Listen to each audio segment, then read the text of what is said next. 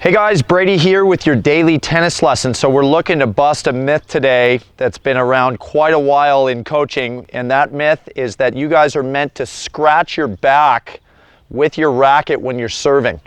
You know, I think the initial idea behind this was probably good from coaches, and I heard this when I was a kid, and I think the main idea is that coaches were trying to avoid having players stay straight with their arm back here, what we would consider more of this waiter serve, where somebody puts their arm back. As awkward as that seems, I still see a lot of my students sometimes going to this move where this right arm stays straight and a ton of pressure is put on the shoulder, and it becomes more of this over-the-top shoulder serve. There's no power to be found, no flexibility. And so I think the idea behind scratching your back was a way for coaches to get people to bend this swinging arm. And my issue with that, and the reason we got to bust this myth today, is that we don't want to have a stop and start move in the swing. If you guys watch any pro on tour, you see this fluidity to the service motion where it doesn't even look like they're swinging very hard, and yet the ball's going off the racket at 130 miles per hour. All right, so first and foremost, obviously, we do not want the right arm straight in the backswing when you guys go up to toss. But to bust this myth, the reason we cannot think about scratching our back is because what occurs is you guys will get down to this position, scratch your back, and you'll stop.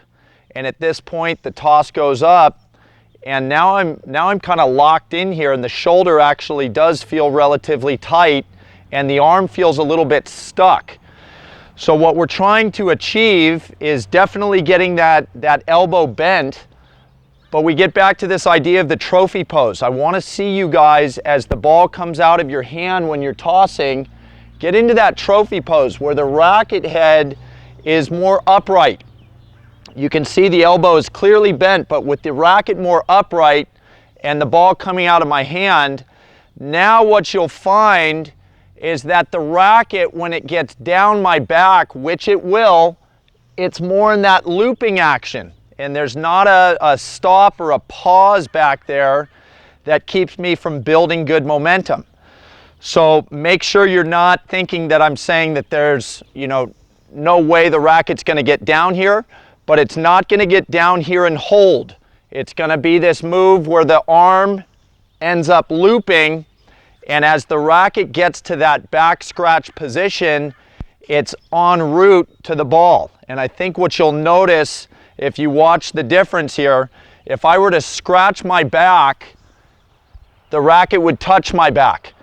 And as I go into more of that looping action, you'll see the racket gets down my back, but it will not make contact with my body. Get from trophy pose, let it climb down, but no contact involved, so that we know we have that looping action that gets us up to contact with that nice fluidity.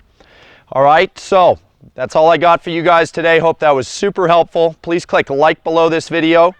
And if you guys have not subscribed to our channel yet, please do so, as well as check down below me in the description of this video. You guys will find the link to 3 free courses that Mark and I have put together. I think you guys will find those fantastic as well. All right, so until next time, be well. We'll see you soon.